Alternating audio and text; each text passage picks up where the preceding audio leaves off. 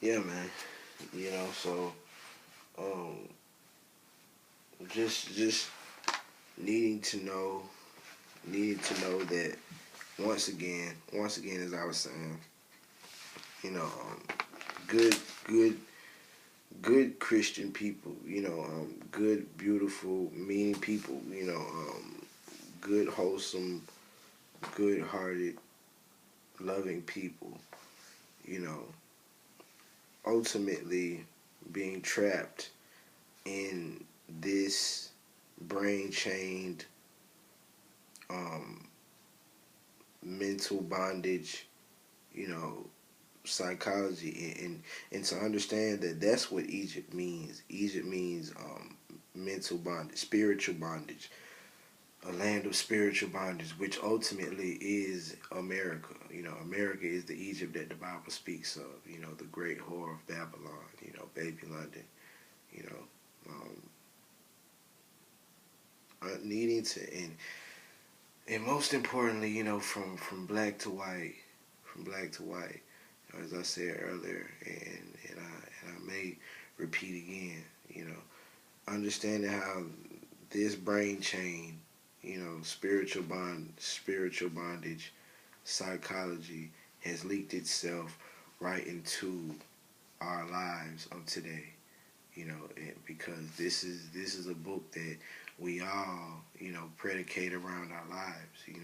So many people. I'm not gonna say we all, but everyone that's here, at least, everyone watching this, pretty much, but you know, for the most part, people in America, all of us, from black to white, have become a victim of this psychology, and ultimately, this has,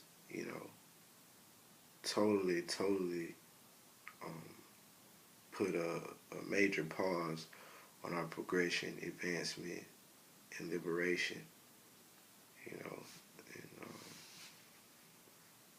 and our ultimate salvation of where we are supposed to be as the children of the Most High, and the gods and goddesses that we are, and understanding how this has happened, by way of us ignoring so many things in the Bible, and thinking that we have the right to, have selective amnesia, and um, thinking we have the right to look over things. This same thing has leaked itself in the way of in the lives of black and white and black people, and everybody in between. You know what I'm saying? So much so to the point where we have all kinds of things to say back to each other to evade accountability. You know what I'm saying? To avoid accountability from the point at hand, from what was the point in the first place. You know what I'm saying? Just very, very important. Very important key concept in bridge and psychology to gap for a solid gap. You understand? Very important. Very important. All right. Now it and that's another fact. We never yeah, that's another great fact. We never was brought into ancient Kemet in slave ships. You know what I'm saying? So what Egypt is it? Because towards the end of this, it talks about us being brought in slave ships. Um, yeah. Verse 68. Verse 68 of chapter 28 in Deuteronomy. We're still in chapter 28 of Deuteronomy, but go to verse 68, in which and the Lord will take you back to Egypt in ships, by the way of which I said to you, you shall never see it again, and there you shall be offered for sale to your enemies, the male and female slaves, but no one will buy you. Do you hear that? There you will be for sale. You will be offered for sale from your enemies. to your enemies as male and female slaves, but no one will buy you. You know, and says you would, and say they would take you back to Egypt in ships. You know, in slavery. You know, what was the place that you came to in ships in slavery? So, what would that make? What would that make the Egypt of this Bible? America. You know. And when you connect these slave verses, you know, telling you right here, you know, that you'll be offered for sale to your enemies as male and female slaves. You know what I'm saying? You know, when you connect that back with Leviticus 27, you know, right, you know, just as I was showing you, you know, people and persons dedicated to God, you know, persons and property dedicated to God, my bad.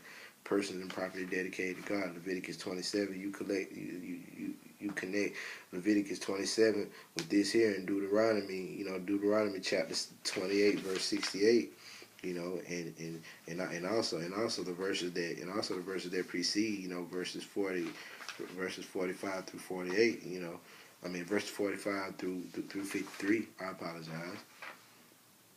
Verse 45 through 53 in Deuteronomy 28, you know, and verse 68. Connect those with Leviticus 27 and bam, you know, you continually get,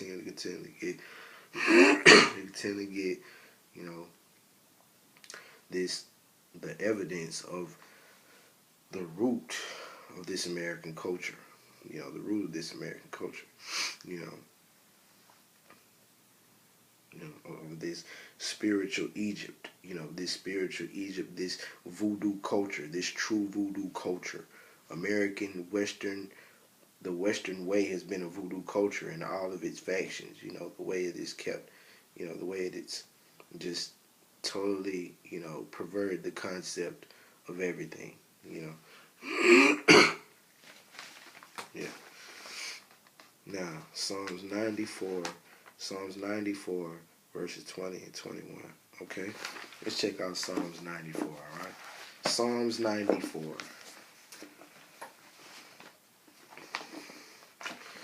Let's get this move on. BS and redemption, baby.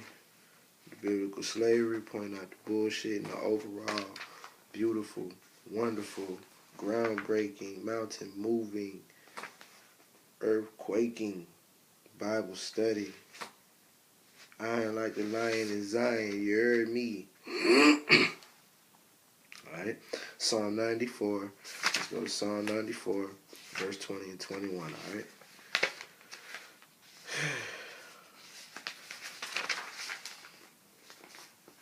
Psalm 94, verse 20 and 21. Shall the throne of iniquity, which devises evil by law, have fellowship with you? They gather together against the life of the righteous and condemn innocent blood. Whew. But the Lord has my defense and the rock of my refuge. He has brought them on their. He has brought on them their throne on iniquity. He has brought on them their own iniquity and shall cut them off in their wickedness. The Lord God shall cut them off. Shall the throne of iniquity, which devises evil by law, which devises evil by law, have fellowship with you that gather together against the life of the righteous and condemn innocent blood? Is this not the American judicial just us system? You know, and just as I was saying earlier, you know, everyone in religion knows this. The word Jesus ultimately means justice. You know, Jesus is supposed to come to bring justice. Jesus, he's supposed to come to bring justice. I came to bring a sword. You know what I'm saying? Whatever. You know, the word Jesus means justice, and you know when you spell Jesus, it says Jesus. You know, and justice is just us. So you know, just understanding those things, and you know the throne of iniquity. You know this throne of iniquity which devises evil by law. You know, this is the so-called just us system. You know, so-called justice system. You know, and this is our government which devises evil by law. You know, and I've broken this down to you already so many times in this lecture already, just about the 13th Amendment. You know, and the Dred Scott decision. You know, and things like that, and how you know black and white people are just totally punished differently. Totally punished differently. Totally. You know. So when you connect Psalms 94, verse 20 and 21, you connect Psalm 94, verse 20 and 21, and what is a law? You know, it's important for us to establish and understand what is a law. You know, a law is ultimately something that you can't do. Basically, when you look around in the world, when have you read a law that says what you can do? You know, it says you can do this, you can do that, you can do. You know, everywhere you go, you're reminded of what you can't do. No smoking, no this. You know what I'm saying? No, no this, no that. You know, prohibitions, boundaries, everywhere. So ultimately, a law is something that you just can't do. You know, a law is something. Is that's exactly what a law is. That's ultimately what it is. And so when you connect Psalms 94, verse 20 and 21 with Proverbs 11,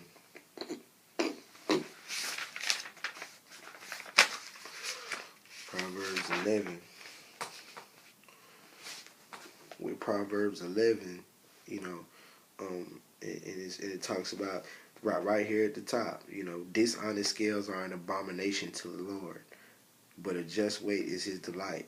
You know what I'm saying?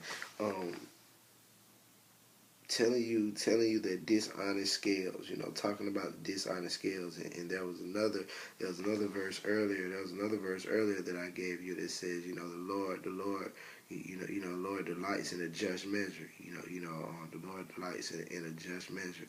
Something like that I mentioned earlier. You can go back and connect that. But understanding and connecting these two, Psalms 94 verse 20 and 21 with Proverbs 11, and understanding that throwing iniquity with those dishonest scales, and dishonest scales being this justice system, and this justice system being dishonest scales and an abomination to the Most High. You understand?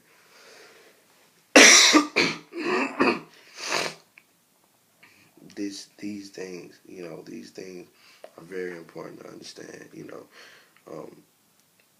Dishonest scales in a perverse heart. You know what I'm saying? In a perverse heart. Yes. Dishonest scales in a perverse heart. Mm-hmm.